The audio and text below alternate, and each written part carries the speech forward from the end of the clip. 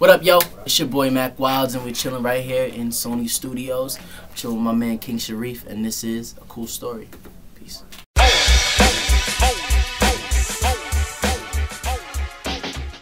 Alright, what's going on? It's King Sharif for Kool Story. Mack Wilds here. What's going on with you? Good, man. How are you? I'm chilling, can't complain, man. Yo, talk to me about Staten Island, how it feels to be making music coming out of Staten Island. It feels good, man. You know, it feels good. Like, you know, it feels good to just know that, just to be able to be the, I guess, the person who's gonna open the floodgates for. You're the face. Yeah, for everyone. You know, there's so much talent, not even just on Staten Island, but in New York City as a whole. And to be able to be the voice right now, to kick open the doors and let everybody know, like, yo, New York is here. We ain't playing no games. They ain't playing no games. So yeah, that's pretty dope. Now you grew up and you was highly influenced by Wu-Tang. How did it feel like growing up with Wu-Tang in your ear, like, and they're just giving you like jewels? How did it feel? You know, it was dope. You know, these are guys who are literally world renowned. Like I remember when I did Red Tails, Method Man was in the movie with me. We went to the club. And then you got people in Prague who can't speak a lick of English throwing up the Wu sign. So that's big. It's big, like, so it's huge. So to have people like Method Man, Raekwon, you know, RZA, all of these guys really just like watching out for me, making sure, you know, dropping gems and just making sure that, you know, I was on the right path. And just molding you. Exactly. I mean, I think that's dope. Exactly. And you just killed SOBs recently, man. Yes, sir. Thank you. I mean, you've been all over the world, and now you're finally back in New York. What was it like to touch like a New York stage? You had people like Angie Martinez there greeting you. Tell me what it was like, the atmosphere. It was dope. You know, it felt like it was on fire. It was like in a sense, it felt like a homecoming. Like it was like I felt good. Like it felt like the whole city was there to see me, and finally, yeah, it was like, and we wilded out. We had a good time. Rocked out, and he co-signed you there, so that was major. Yeah, shout out to Raekwon. Now you got an album, right? Yes. New Yorker Love Story, which is now a Kool Story. I'm digging it, man. Thank you, How man. did it come about? You know, it was honestly, it was born from the constant conversations that me and Salam had. You know, we would be in LA and I would be shooting 90210 and he'd be working on whatever movie he was working on, and we'd be like, yo, man, I miss New York so much. Yo, why when you go order some Chinese food out here, they don't know what duck sauce is? Duck sauce is crazy. It's nuts. Like, soy sauce. Like, yo, like, how do you have fried rice without duck sauce? Like, it makes can't do that. You can't. So. Just the different conversations and jokes that we used to have about, you know, the different places that we've been and how much we love New York. It really molded into, you know, I guess the nostalgia that we needed to make this album. So that was those conversations like something major that made you feel like, you know what, forget this acting thing. I'm gonna go ahead and jump back to New York, give me some Chinese food, perhaps, right? No, I think it was more so like, you know, I was still doing 90210, but finally, literally that last December, Salam was like, yo, why don't you come out to Miami, let's see what you can really do. So at first it was just me doing what I usually do, doing music, period, but after a while it just really started to mold into something that, you know, it started to mold into the conversations that we were having, you know, the different love stories, what New York sounds like, what it is. So it made you feel welcome. Absolutely. Cool. Now, I mean, you got New York City on your back right now, and music has been in the South and the East Coast, and, you know, the West Coast, and now the East Coast. How does it feel like bringing it back to the East Coast? It feels good. You know, I feel like hip hop is back home where it belongs. How you feel about Trinidad James, man? You know, it's a funny topic. We were just talking about it. You know, I feel like what he said. I feel he's the wrong person to say that, first and foremost. Wrong person. You have no right to say anything about that. Shouldn't crack his mouth to say that. Not at all. Do your songs, get off the stage, go home, collect your check.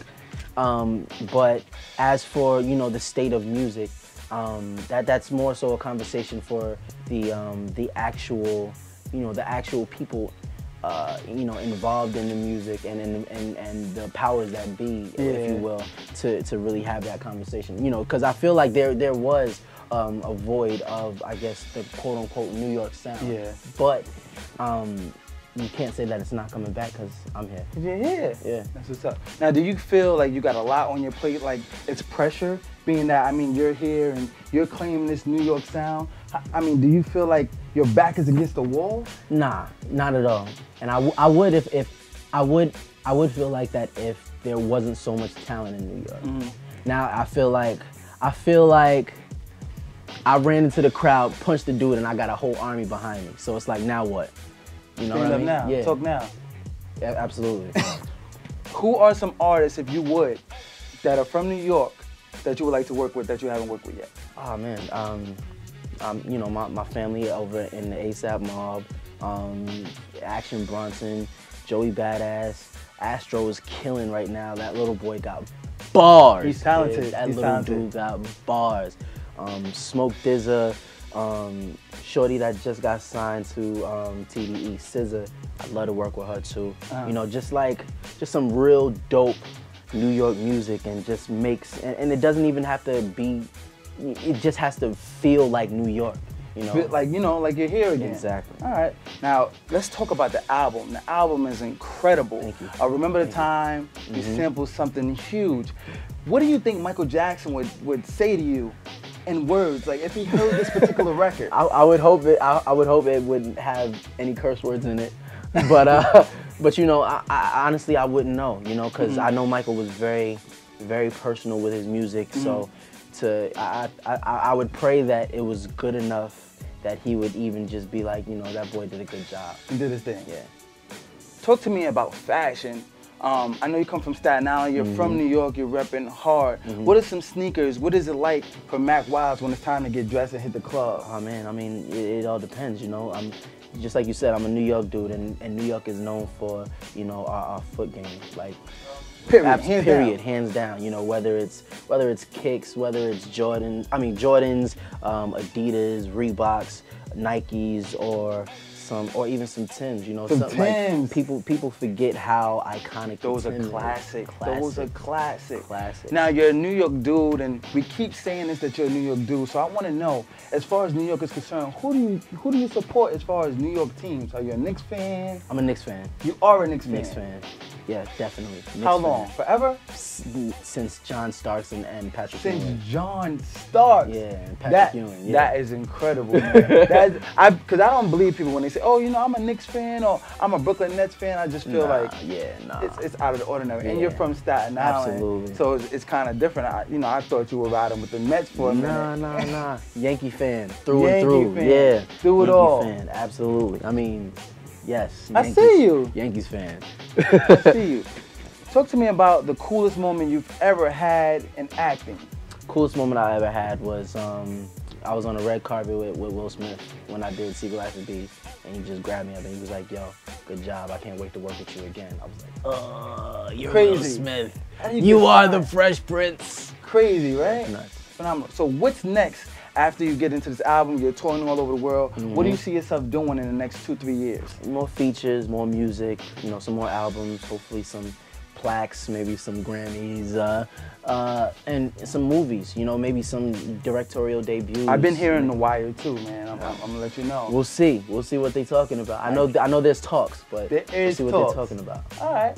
If you could give one cool, maybe reason why you do music, like the one cool reason why you do music, what would it really be for? You know, for me, it's like music is my life. Like I don't remember a time in my life where music wasn't a part of it. So to me, music is like breath. If I wasn't doing music, I couldn't breathe.